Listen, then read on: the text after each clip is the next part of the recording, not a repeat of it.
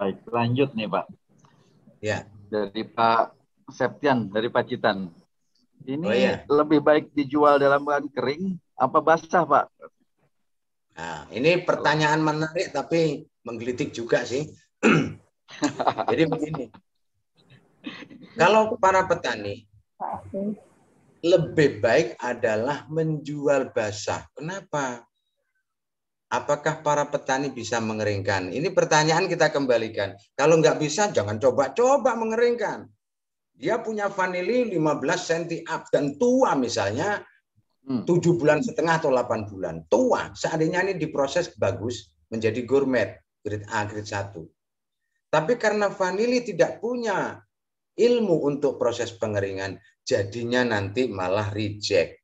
Jadinya asalan. Mestinya harus harga jutaan menjadi harga ratusan. Rugi berapa?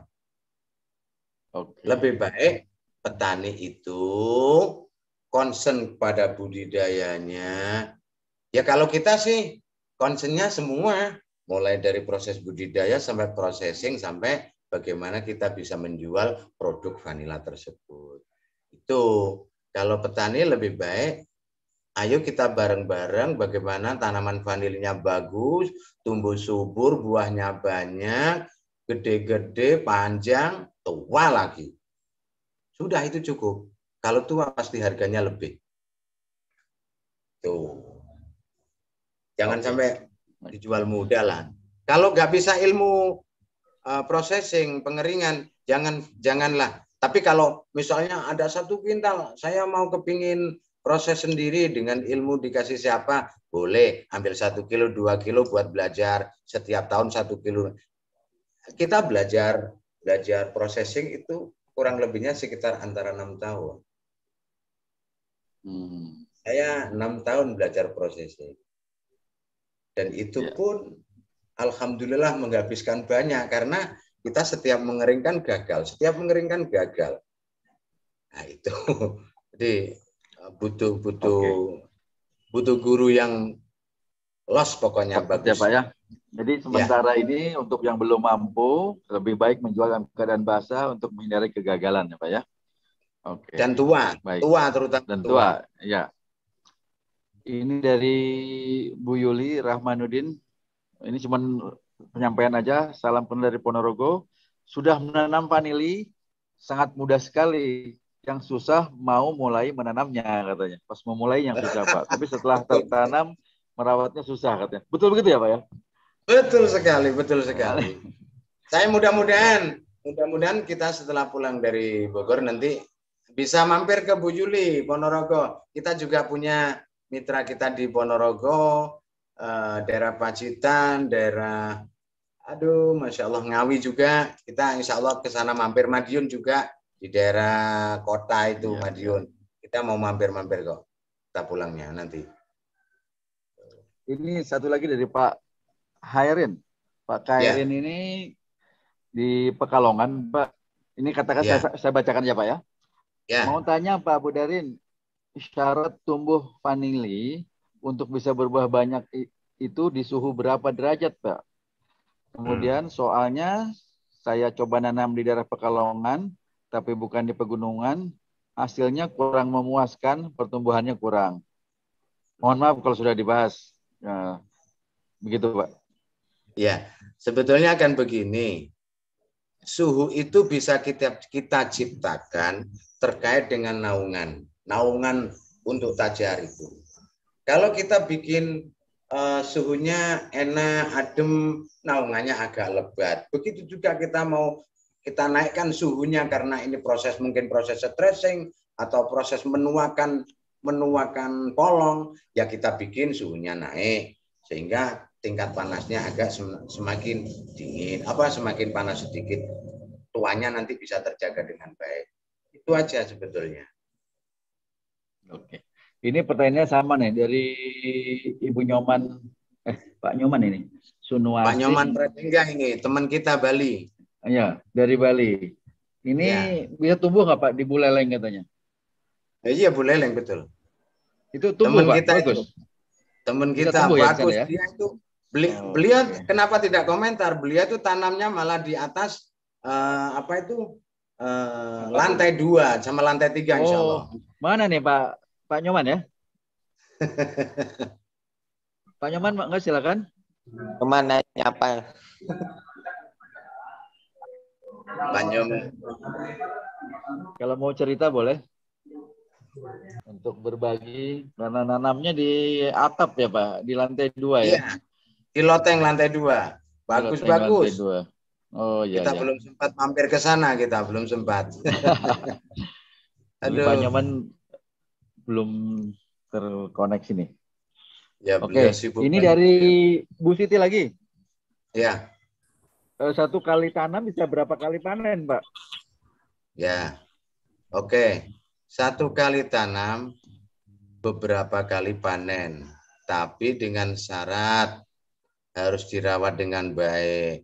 Ada petani kita tanam 1 kali, panen 2 kali sudah mati tanamannya. Karena tidak dirawat.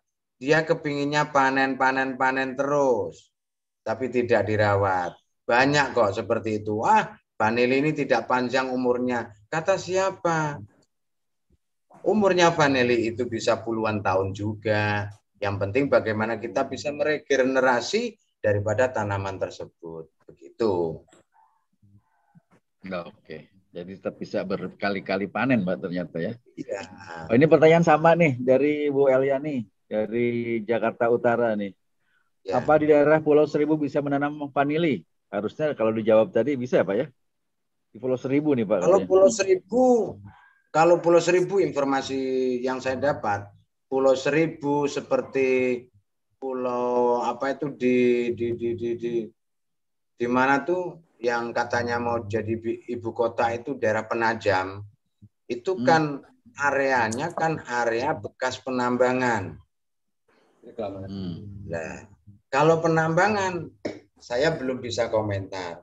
Itu harus butuh orang yang ahli terkait dengan geologi tanah. Kalau saya komentar, saya khawatir keliru. Jadi sangat berat sekali. Saya yang belum bisa komentar apa itu di tanah-tanah yang tambang ya, lahan bekas tambang ya, atau gambut belum saya. Ya. Oke, baik. Belum. Kalau yang Pulau Seribu tadi Pak? Kalau Pulau Seribu katanya juga banyak tambang. Ada tambang? Ya.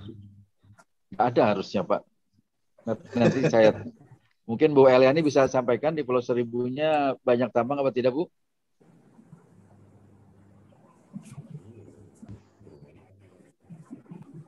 Kalau tidak ada insya Allah bisa Mas.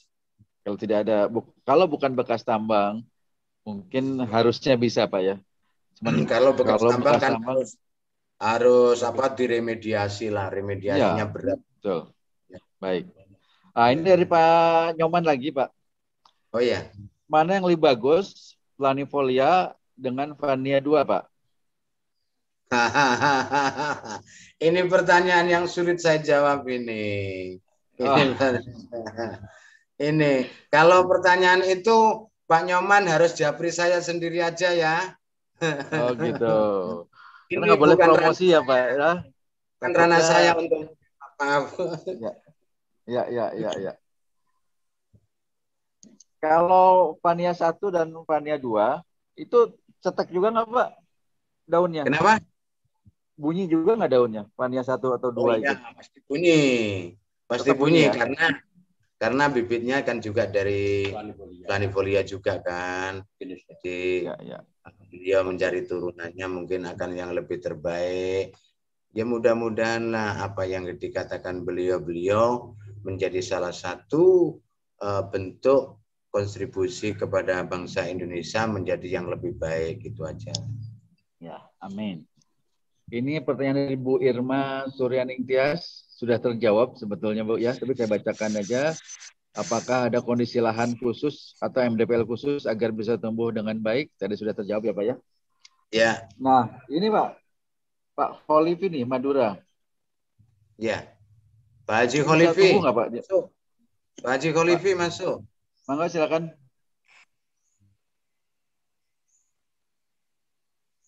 Kayaknya masih di mute ini. Pak Ketua. Gimana Pak Kholifi, Bang? Silakan. Nah, sambil nyetir ini. Halo. Pertanyaannya apa, Pak? Dengar, Pak. Dengar. Ya. Jadi isu yang berkembang di Madura ini nggak cocok untuk tanam vanili. Benar nggak? Mohon dijawab nanti sama Pak Abu Darin. Oke. Yang kedua, ini kami kan juga di konsen membina lembaga-lembaga madrasah dan pondok pesantren yang rata-rata mereka wali santri, wali murid itu mereka bertani. Yang hari ini yang mereka tanam sesuai apa yang disampaikan oleh Pak Gubernur, memang dia lebih konsen pada tanam padi, jagung. Nah, untuk rempah-rempah ini menarik. Menurut info yang saya dapat, Madura ini juga kaya dengan rempah-rempah dulunya. Nah, ini menarik untuk kita kembangkan kembali. Bisa didengar suara saya, Pak Abu Darin? Dengar, Pak. Lanjut. Nah, saya ingin mengajak kerjasama dengan Intani atau Asosiasi Petani Vanila ini. Mungkin bisa berkembang di rempah-rempah yang lain. Saya juga tertarik untuk menanam vanila ini. Nah, kalau persoalan tanah, insya Allah kami bisa adalah kami target per lembaga, per madrasah atau pondok pesantren kalau hanya 1 hektar itu kecil, Pak. Jadi kami ada sekitar 1.155 madrasah yang kami bina di lembaga di kabupaten, karena kami dulu pernah menjadi yang mendampingi Pak Bupati selama 10 tahun. Jadi kami tahu proses bagaimana kehidupan lembaga-lembaga di daerah kami. Maksud kami ingin mengajak kerjasama tanam vanili ini dengan Intani atau asosiasi ini, atau bisa dicoba melalui kita sendiri, bisa siapkan tanah 1 hektar untuk uji coba. Kebetulan saya di Ketua HKTI Bangkalan, Madura. Saya ingin berkunjung ke Jember atau kemana yang sudah menanam vanili ini. Terkait dengan pembiayaan, mungkin kita bisa pakai akses terobosan melalui Intani.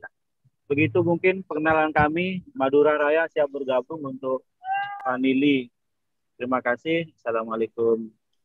Waalaikumsalam warahmatullahi. Terima kasih Pak Walifi. Demikian Pak Abu Darin. Ya. Jadi kalau Madura sih banyak orang berbicara Madura tidak cocok. Itu sudah saklek tidak cocok. Justru ini menjadi tantangan buat saya. Terus saya diam-diam, saya punya teman, nanam vanili, saya kirimin bibit, tolong diambil di terminal ya. Caranya sudah, pokok kamu mau tanam. Iya sudah, saya kirim. Ternyata kemarin videonya sudah saya kirimkan ke Haji Kholifi. Wah, bagus katanya.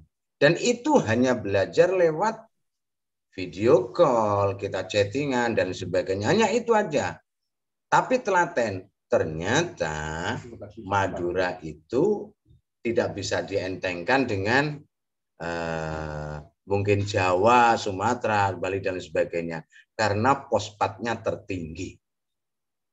Ini fosfat ini yang perlu kita garis bawahi. Pasti nanti batangnya pasti akan gede-gede. Punya teman saya gede-gede banget. Fosfatnya tinggi Madura.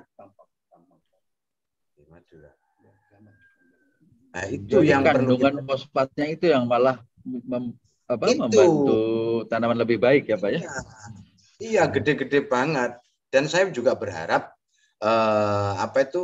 bulan kemarau nanti punyaannya teman saya Mas Tik yang sudah saya kirimkan ke Mas Haji Kholifi buat inspirasi. Oh ternyata di Madura juga baik dan pertumbuhannya juga bagus. Bulan kemarau depan ini bulan 45 insya Allah kita buahkan, kita ajarin buah di sana. Itu. Baik. Lanjut ini dari Pak John Dowan Siba. Pertanyaannya masih sama Pak. Apakah bisa ditanam dataran tinggi yang beriklim dingin? Nah ini Pak, dingin sekali mungkin nih. Dataran tingginya berapa? Tidak disampaikan ini Pak. Mungkin kalau sampai 800, 1000, 800 kalau masih bisa. Kalau 800 insya Allah masih bagus. Tapi kalau sudah di atas 1000 saya belum bicara karena kita belum punya pengalaman. Kalau hanya 800, 900 kita punya pengalaman di Garut di daerah Singajaya. Batangnya gede juga, buahnya gede-gede. Oke, di bawah 1000 masih bisa Pak ya? Nah, kalau di atas 1000 saya belum bisa komentar. Baik.